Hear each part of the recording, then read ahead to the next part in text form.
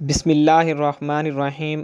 مرتے وقت انسان سب بھول جاتا ہے، لیکن ایسی دو ہستیاں جسے انسان مرتے وقت ہرگز نہیں بھولتا، جاننے کے لیے ویڈیو کو مکمل ضرور دیکھیے گا۔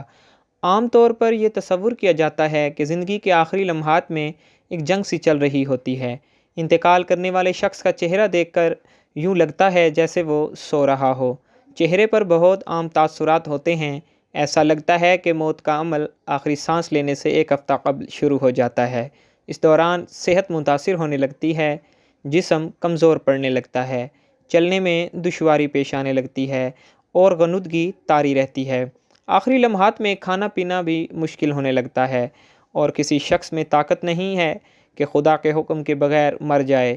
وقت مقرر کر کے لکھ رکھا ہے، اور جو شخص دنیا میں اپنے اعمال کا بدلہ چاہے اس کو ہم یہی بدلہ دے دیں گے، اور جو آخرت میں طالب ثواب ہو اس کو وہاں اجر عطا کریں گے، اور ہم شکر گزاروں کو ان قریب بہت اچھا صلہ دیں گے۔ سورۃ آل عمران۔ مرتے وقت انسان کے دل و دماغ سے ہر چیز نکل جاتی ہے، سب کچھ بھول جاتا ہے، اپنا مال و دولت، محل، عزیز و اقارب، رشتہ دار، سب کچھ بھول جاتا ہے، مگر مرتے وقت انسان دو لوگوں کو بہت زیادہ یاد کرتا ہے۔ دو لوگ ہرگز نہیں بھولتا، ان کو سامنے بٹھا کے چیخنے کی کوشش کرتا ہے، ان کے غم میں رونے کی کوشش کرتا ہے، مگر وہ رو نہیں پاتا۔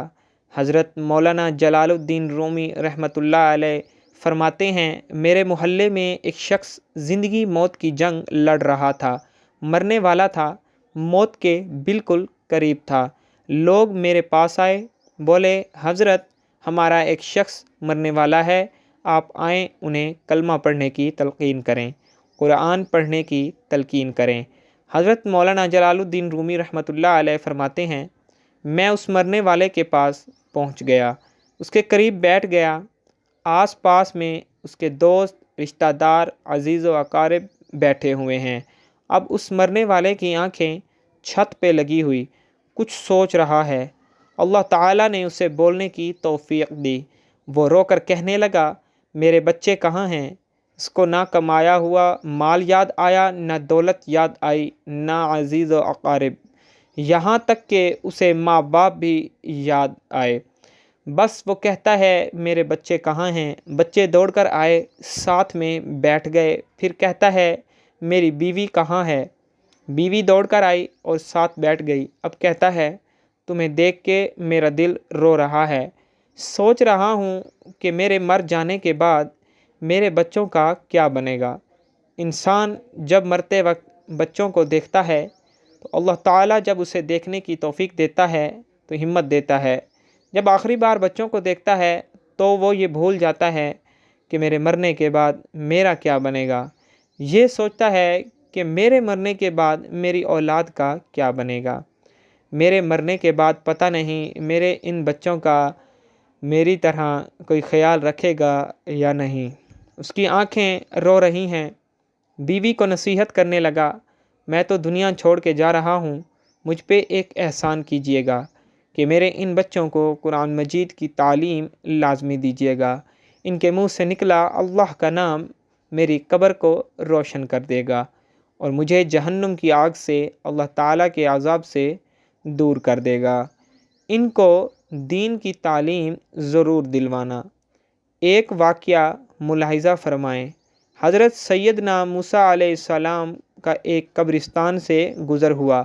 آپ علیہ السلام نے دیکھا کہ قبرستان کی ایک قبر کے اندر مردے کو دردناک عذاب دیا جا رہا ہے۔ مردہ عذاب میں مبتلا ہے، اس کی قبر جہنم کے گڑھوں میں سے گڑھا بنی ہوئی ہے۔ مردہ عذاب میں مبتلا ہے، چیخو پکار کر رہا ہے۔ حضرت سیدنا موسیٰ علیہ السلام آگے چلے گئے۔ کام کرنے کے بعد واپسی جب اسی راستے سے گزر ہوا تو آپ نے دیکھا وہی جہنم میں جلنے والا شخص جس کی قبر میں عذاب دیا جا رہا تھا، اب وہ شخص جنت میں ٹہل رہا ہے، اس کی قبر جنت کا باغ بنی ہوئی ہے۔ آپ علیہ السلام نے دونوں ہاتھ اٹھائے، عرض کی، میرے مالک، تھوڑی دیر پہلے میں یہاں سے گزرتا، یہی قبر جہنم کے گڑھوں میں سے گڑھا بنی ہوئی تھی۔ تھوڑی دیر کے بعد یہ جنت کے باغوں میں سے ایک باغ کیسے بن گئے؟ اللہ تعالیٰ نے فرمایا، موسیٰ، یہ شخص جب مرا تھا، مرنے سے پہلے اپنی بیوی کو حاملہ چھوڑ کے مرا تھا۔ بیوی کا ایک بیٹا پیدا ہوا، بچہ آج چھوٹا کل بڑا، تھوڑا سا بڑا ہوا تو اس کی بیوی بچے کو مسجد میں بھیجا۔ معلم صاحب نے اس کے بچے کو بسم اللہ الرحمن الرحیم پڑھائی۔ جب اس کے بچے نے بسم اللہ پڑھی تو موسیٰ، مجھے حیا آئی کہ اس کا بچہ میرا نام لے اور میں اپنا نام لینے والے بچے کے باپ کو جہنم میں ڈالوں، یہ میری رحمت گوارا نہیں کرتی۔ اس لیے ہمیں چاہیے کہ اپنے بچوں کو قرآن مجید کی تعلیم دیں۔ اگر تم چاہتے ہو کہ تمہاری قبریں روشن ہوں، عذاب تمہارے قریب بالکل نہ آئے، تو اپنے بچوں کو قرآن مجید کی تعلیم دینا۔ حضرت مولانا جلال الدین رومی رحمۃ اللہ علیہ فرماتے ہیں، وہ شخص توبہ کرتا کرتا یہ کہتا کہ میرے بچوں کو قرآن کی تعلیم دینا، ایک دم اس کی زبان لڑکھڑانے لگی، اس کا بدن کانپنے لگا، موت کا فرشتہ آ گیا روح نکالنے کے لیے۔ فرماتے ہیں جب انسان کی روح نکلتی ہے تو اس کا منہ کھل جاتا ہے، دونوں ہونٹ ایک دوسرے سے جدا ہو جاتے ہیں۔ انسان کی روح انسان کے پیروں سے نکلتی ہوئی اوپر کی طرف آتی ہے، جب دل اور پھیپھڑوں تک پہنچتی ہے تو یہ وہ لمحہ ہوتا ہے، یہ وہ وقت ہوتا ہے کہ جب انسان زندگی میں پہلی بار فرشتے اور شیطان کو دیکھتا ہے۔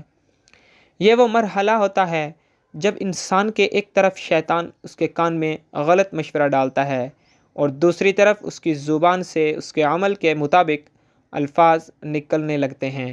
اگر انسان نیک ہوتا ہے، نمازی ہوتا ہے، عبادت گزار ہوتا ہے تو پھر اس کا دماغ اس کی زبان کو کلمہ پڑھنے کی تلقین کرتا ہے، درود پڑھنے کی تلقین کرتا ہے، اور اگر انسان نیک نہیں ہوتا تو پھر اس کا جو دماغ ہوتا ہے وہ عجیب سی غیبت کا شکار ہو جاتا ہے اور انسان شیطان کے مشورے کو قبول کر کے بیٹھتا ہے۔